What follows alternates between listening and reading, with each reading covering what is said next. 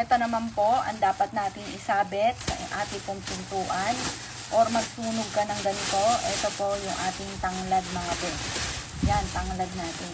Ang gagawin nyo lamang dito sa tanglad, bibipitin nyo po siya ng pula na tali or kaya po ay berde na sinulid or kaya po ay dilaw na sinulid at ito ay isasabit po ninyo sa inyo pong main door or kaya po sa inyo pong kwarto. Ang dulot po nito ay swerte. Pwede rin naman na bumili ka ng uling at pagkatapos ito ay gunting-gutingin po ninyo at pagkatapos pagsamahin nyo po yung star anise na durug-durog, pwede rin naman po yung buo at pagkatapos samahan nyo rin po ito ng asin at ganoon din ang dahon ng laurel.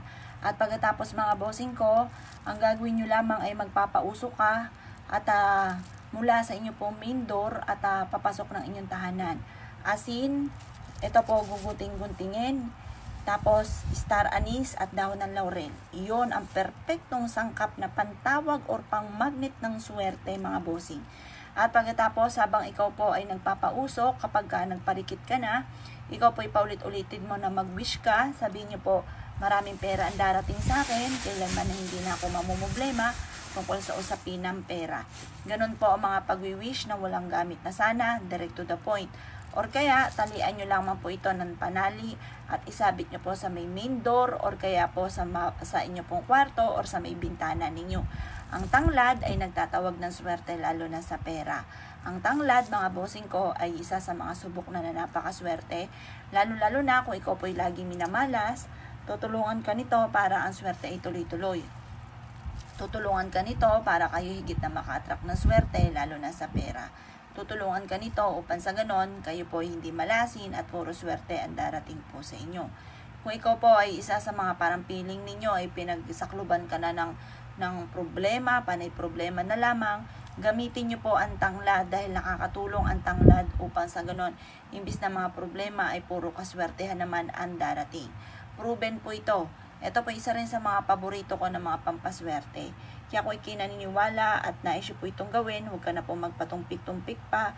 At ito po ay makakatulong upang sa ganon, kayo po ay higit na swertihin at kayo po ay imbis na panay mga pagsubok, mapapansin ninyo, kayo po ay isa sa mga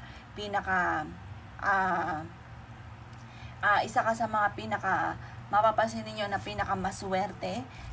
Kung ngayon pinakamalas ka, marireverse ang mga magaganap, imbis na malas, puro swerte naman ang darating.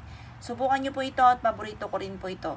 Mainam din po na meron kang tanglad na totoong halaman sa harapan ng bahay po ninyo or sa gilid ng inyo pong main door at ang dulot po nito ay panghatak ng swerte lalo na sa pera. Kaya kung kinaniwala at nais po itong gawin, huwag ka na magpatumpik-tumpik pa, gawin nyo na po ito at kayo mismo ay maa-amaze sa dami-dami ng mga blessing na darating. Kaya kung ikigagawa, ay siya mga boss, pinaka-the best na araw, Tuesday or Friday. Pero kung busy ka, basta kahit anong araw mo itong mapapanood, basta umaga ng mga bandang 7 ng umaga. Kaya kung ikigagawa, ay siya, good luck po sa inyo po lahat.